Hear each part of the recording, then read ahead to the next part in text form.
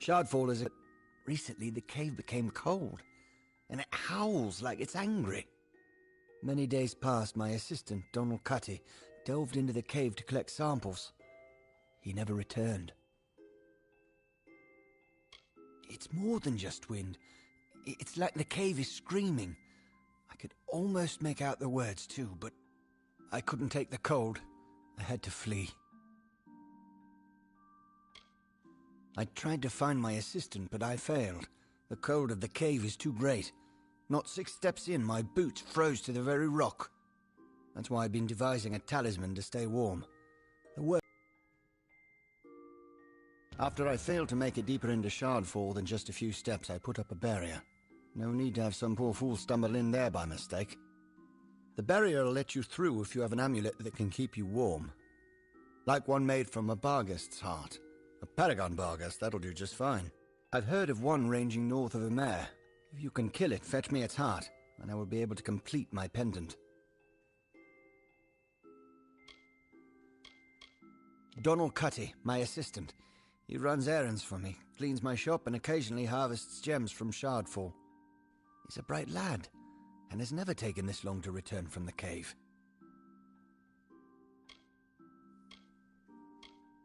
You're the greatest mages in the land. No one knows more than you do about, well, anything, I suppose. To be honest, I'm surprised anyone answered my request for help.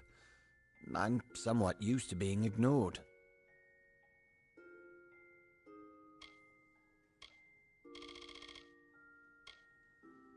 I need the heart of a Paragon Barghest. They can be found where... Kill one, harvest its heart, and return it to me. Then I'll be able to finish my pendant.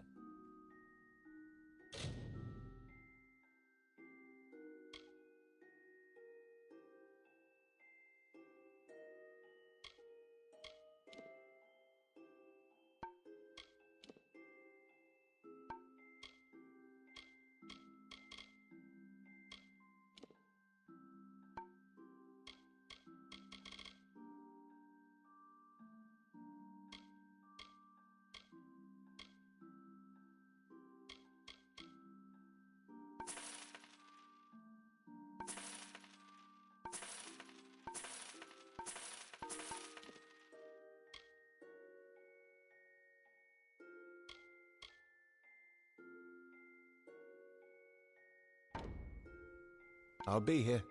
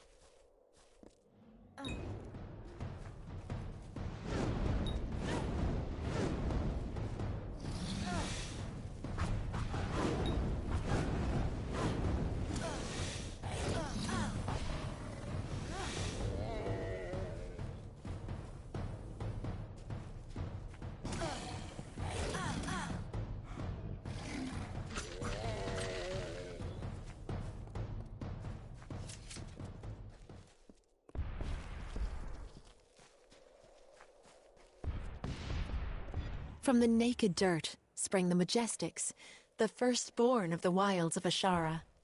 Around them, they heard the song of splendor of a once and future summer, and they responded. And the earth moved. The carver shaped, the architect built, and the shaper composed.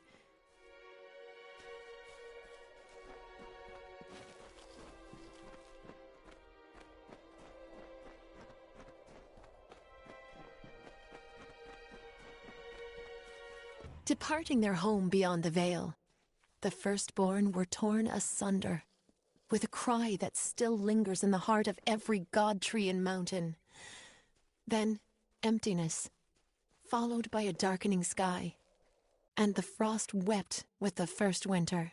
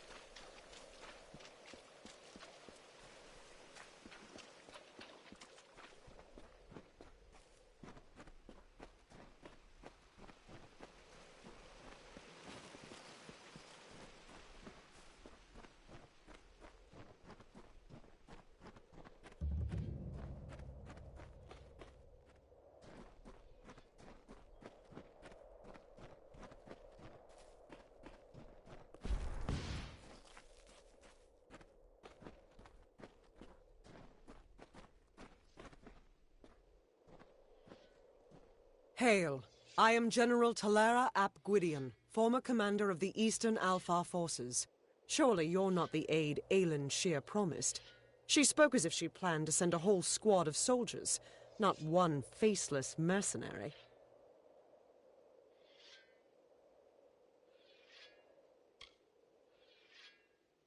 You have the bearing of one that's seen combat, but you never fought in the war, or you would know who I am. Once I was the commander of Mel Sen-Shear, the Alpha Fortress to the east. I held back the Tuatha at every push before the Baelor came. Then everything fell to pieces. So, she is behind this. That woman. One too many times she's meddled in my affairs, making promises she never intends to keep. Well, perhaps it is for the best. The fewer people involved in my affairs, the better. You see, misfortune follows closely at my heels. It is the lot fate has cast for me. The Baelor is a thing of dread, a Niskaru lord that the Tuatha managed to coerce into fighting on their behalf. Against the Tuatha I had some success, but no ordinary weapon can best the Baelor. One must fight darkness with light. We may be lofty, but we are not weak. Our land is cold and harsh, and we have long studied the noble arts of bow and blade. Across 1,000 battlefields, my spear paints a red masterpiece. Long after the Arathi left our world, the mortals built these windstones to call them back down. I've never seen them work, but, as I said before, I'm not known for my good fortune.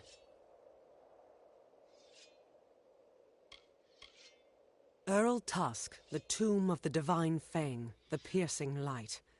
With a weapon like that, I could rally the troops at Mel Sen-Shear and perhaps redeem myself. They say the ruin is guarded by legions of Niskaru, led by a beast known as Azagal. Whether this is true or the stuff of legend, I don't know. 10 years ago, I served the Alpha armies, defending Cluricon and Mel Sen-Shear from the Tuatha armies. Then, Witch Knight Malwyn led his Tuatha summoners against us. The fiends routed my soldiers at every turn. Now they've had Mel Sen-Shear under siege for years, while I've been searching for a weapon to turn the tide. Mel Sen-Shear is the gateway into Cluricon, but it's been under siege ever since my defeat. I failed the city once. I can't fail them again. With Tuatha raiding parties along the shores, Rathia has the only port for safe passage across the strait. But after assisting Mel Sen-Shear for so many years, the ruling council of Rathia is loath to offer more aid for what they see as a lost cause. The years have been long since I first learned of the means that might deliver Mel Sen-Shear from the Tuatha. It lies in Earl Tusk, beyond a gate fated never to be opened, in a hall awash with Niskaru. Any who seek access to the ruin must face them.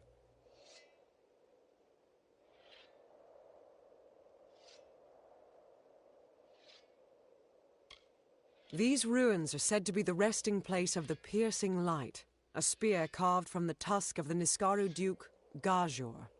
The legends say it destroys any horror, in the mind or on the battlefield. No place is more deserving of such a power as Mel Sen-Shear.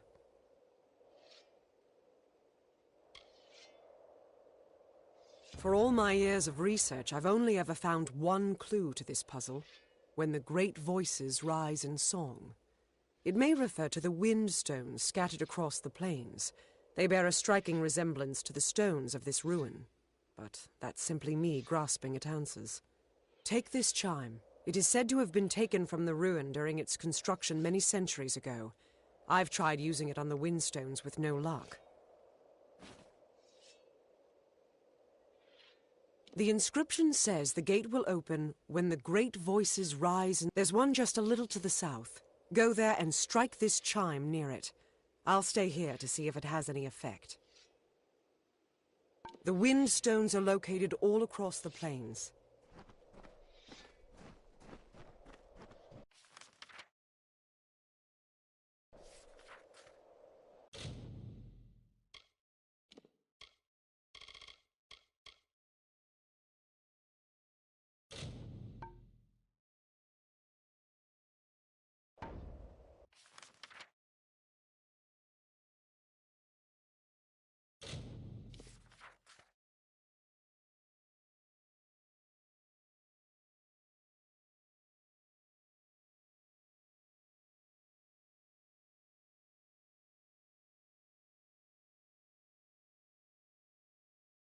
Avoid the gates.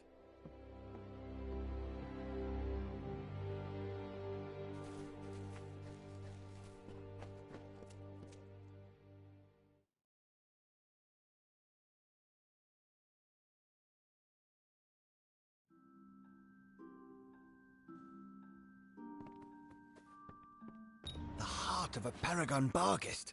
Incredibly tough creatures they are. Give me a moment. There, take it. You're better suited to plumbing the depths of Shardfall than I. You can now brave the cold to investigate exactly what's happening. Years ago, I read a treatise from Savant Hadris Llewellyn that suggested frost magic was particularly potent there, but I never gave it much thought. All I really know is something dark is happening within. Be cautious. Later then.